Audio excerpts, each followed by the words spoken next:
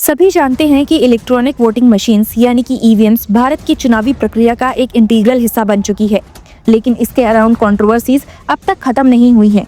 हर election के बाद कुछ पॉलिटिकल पार्टीज और सिविल सोसाइटी ग्रुप्स इनके स्क्रूटनी और रिलायबिलिटी पर सवाल उठाते हैं। ऐसे ही सुप्रीम कोर्ट भी एक नई पिटीशन की सुनवाई करेगा जो कि करण सिंह दलाल और लखन कुमार सिंगला द्वारा फाइल की गई है। पिटीशन का मेन फोकस है कि अप्रैल 2023 में सुप्रीम कोर्ट के द्वारा दिए गए ऑर्डर्स का प्रॉपर इम्प्लीमेंटेशन हो और ईवीएम्स की वेरिफिकेशन प्रोसेस और स्ट्रॉन्ग बनाई जाए। अप्रैल 2023 में सुप्रीम कोर्ट ने अपने वर्डिक्ट में कहा था कि ईवीएम्स मैनिपुलेशन के सस्पिशन अनफाउंडेड है। कोर्ट का मानना था कि पोलिंग डिवाइसेस काफी सिक्योर्ड हैं और उन्होंने बूथ कैप्चरिंग और बोगस वोटिंग जैसे मुद्दों को एलिमिनेट कर दिया है। लेकिन कोर्ट ने एग्रीव्ड कैंडिडेट्स के लिए एक विंडो भी ओपन की थी जिसमें सेकंड और थर्ड प्लेस पर आने वाले candidates micro controller chip verification की डिमांड कर सकते हैं। आपको बता दूं कि शुक्रवार को हुई इस केस की हियरिंग में, जिसमें bench was headed by chief justice of India Sanjeev Khanna and justice Sanjay Kumar ने एक अहम ऐलान किया है। उन्होंने कहा, fresh plea of former Haryana minister and 5 time MLA Karan Singh Dalal and 1 Lakhan Kumar Singla on the issue will be heard by a bench headed by Justice Datta in the week commencing January 20, 2025। इससे पहले 13 दिसंबर को जब ये मामला पहली बार बेंच ऑफ जस्टिसेस विक्रमनाथ और पीवी वर्ले के सामने आया था तो उन्होंने इसे सुनने से मना कर दिया था, ये कहते हुए that let it be heard by a bench which has heard similar petitions। जिसके बाद 20 दिसंबर को ये chief justice of India lead bench के सामने लिस्ट हुआ और उन्होंने अपना फैसला सुनाया। आपको बता दूं कि सुप्रीम कोर्ट के सामने आए इस न्यू केस में पिटिशनर्स का कहना है कि इलेक्शन कमीशन ने अब तक इसके लिए कोई क्लियर प्रोटोकॉल नहीं बनाया है,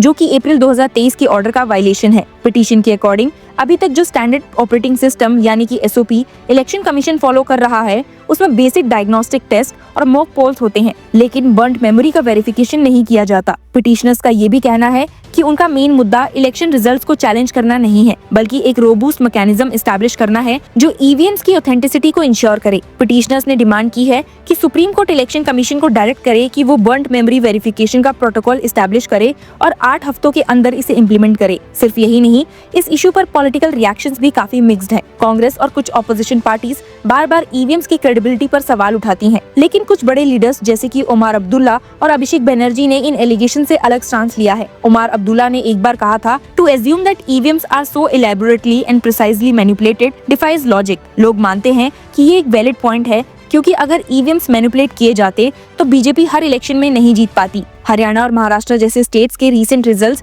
इस बात का प्रूफ है। इस पूरे मुद्दे पर इलेक्शन कमीशन का कहना है कि ईवीएम्स टेम्पर प्रूफ हैं और इनकी सिक्योरिटी मल्टी लेयर्ड है, लेकिन सिविल सोसाइटी ग्रुप्स और इलेक्शन एक्सपर्ट्स का मानना है कि इनमें एंड टू एंड यानी कि E2E वेरिफाइबिलिटी की कमी है। एक report is the India EVM and VVPAT system fit for democratic elections के according EVM system democratic elections के लिए फिट नहीं है, क्योंकि इसमें ट्रांसपेरेंसी और पब्लिक अकाउंटेबिलिटी की कमी है। रिपोर्ट का कहना है कि EVMs are like black boxes, जिसमें वोटर अपने वोट की ऑथेंटिसिटी वेरीफाई नहीं कर सकता। ये एक सीरियस इशू है जो वोटर की सॉवरेनिटी को इम्पैक्ट करता है। आपको याद होगा कि वीवीपीएटी सिस्टम जो कि 2013 में सुप्रीम कोर्ट के ऑर्डर पर इंट्रोड्यूस किया गया था, भी अपना पर्पस पूरा करने में फेल होता हुआ दिख रहा है। इलेक्शन कमीशन सिर्फ 2% वीवीपीएटी स्लिप्स की वेरिफिकेशन करता है, वो भी तब जब रिजल्ट्स वर्चुअली डिक्लेयर हो चुके होते हैं। ये प्रोसेस ट्रांसपेरेंसी को अंडरमाइन करता है और सुप्रीम कोर्ट के ओरिजिनल इंटेंट का वायलेशन करता है। सिविल सोसाइटी ग्रुप्स ने डिमांड की है कि वीवीपीएटी स्लिप्स का फुल काउंटिंग हो और वोटर्स को स्लिप्स अपने हाथ में लेकर एक चिप फ्री बैलेट बॉक्स में कास्ट करने का ऑप्शन दिया जाए। इस डिमांड पर अब तक कोई भी रिस्पॉन्स नहीं आया है। पिटिशनर का कहना है कि करंट सिस्टम में, जिसमें वोटर्स सिर्फ एक बटन प्रेस करते हैं और अपने वोट की ऑथेंटिसिटी वेरीफाई नहीं कर पाते, एक एंटी डेमोक्रेटिक सिस्टम है। ये सिस्टम पोलिंग ऑफिशियल्स और एजेंट्स की ट्रेनिंग और अंडरस्टैंडिंग पर ज्यादा डिपेंड करता है, जो कि प्रैक्टिकली फिजिबल नहीं है। इलेक्शन कमीशन के मल्टीपल लेयर ऑफ सिक्योरिटी और वेरिफिकेशन सिस्टम्स मैनुअल और हैंडआउट्स में तो एग्जिस्ट करते हैं, लेकिन ग्राउंड पर इनका प्रॉपर इम्प्लीमेंटेशन नहीं होता। क्रिटिक्स मानते हैं कि ईवीएम सिस्टम के फ्लॉज का एक और एग्जांपल है फॉर्म 17C का non compliance. Form 17C votes polled का अल्टीमेट प्रूफ माना जाता है, लेकिन कई कॉन्स्टिट्यूएंसीज में कैंडिडेट्स और उनके एजेंट्स को ये फॉर्म प्रोवाइड नहीं किया गया और इसी वजह से सुप्रियस वोट इंजेक्शंस का सस्पिशन और स्ट्रॉन्ग हो गया है। हरियाणा और महाराष्ट्र के रीसेंट इलेक्शंस में वोटिंग परसेंटेजेस में इरेगुलर स्पाइक्स देखने को मिला है, जो कि इस सस्पिशन को और ज्यादा बढ़ा देता है। इन्हीं सारी डिस्क्रिपेंसीज और लैप्सेस के बीच में सजेशंस ये भी आए हैं कि इलेक्शन कमीशन को इमीडिएट स्टेप्स लेने की जरूरत है। वीवीपीएटी वेरिफिकेशन का स्कोप बढ़ाया जाए, स्लिप का फुल काउंटिंग हो और ईवीएम डिजाइन और इम्प्लीमेंटेशन को पब्लिक स्क्रूटनी के लिए ओपन किया जाए। और तो और पॉलिटिकल पार्टीज को भी अपने पोलिंग एजेंट्स की ट्रेनिंग इंप्रूव करनी होगी ताकि टेक्निकल प्रोसेस को समझने में आसानी हो। सुप्रीम कोर्ट के नए ऑर्डर्स के बाद उम्मीद है कि एक रोबूस्ट ईवीएम वेरिफिकेशन प्रोटोकॉल बनेगा जो वोटर का भरोसा जीत सके। सुप्रीम कोर्ट ने 2013 में कहा था, a vote is nothing but an act of expression which has immense importance in a democratic system. ये स्टेटमेंट ईवीएम कंट्रोवर्सी के कोर इशू को हाईलाइट करता है। जब तक वोटर्स अपने वोट की ऑथेंटिसिटी वेरीफाई नहीं कर पाते, तब तक डेमोक्रेटिक प्रोसेस कंप्लीट नहीं होता। पॉलिटिकल पार्टीज को सिर्फ ईवीएम्स पर सवाल उठाने के बजाय असली इलेक्शन इंटीग्रिटीज के इशू पर फोकस करना चाहिए। आपने देखा होगा कि हरियाणा और महाराष्ट्र के इलेक्शन के कंटेक्स्ट में कांग्रेस और ऑपोजिशन पार्टीज ने ईवीएम पर सवाल उठाकर अपना स्टांस क्लियर किया है, लेकिन एक्सपर्ट्स का कहना है कि असली issue manual booth capturing, vote list manipulation और इलेक्शन शेड्यूलिंग की ट्रांसपेरेंसी से जुड़े हैं। बूथ कैप्चरिंग को अब रूरल एरियाज में एक रियल इशू माना जाता है, जहां पोलिंग एजेंट्स एब्सेंट होते हैं। वोटर लिस्ट मैनिपुलेशन एक और सीरियस कंसर्न है, जिसमें दिल्ली और यूपी के इलेक्शंस में मुस्लिम वोटर्स के नाम सिलेक्टिवली हटाने का एलिगेशन सामने आया है। क्रिटिक्स ये भी मानते हैं कि इलेक्शन शेड्यूलिंग भी एक ऐसी चीज है जिसमें ट्रांसपेरेंसी की कमी देखी गई।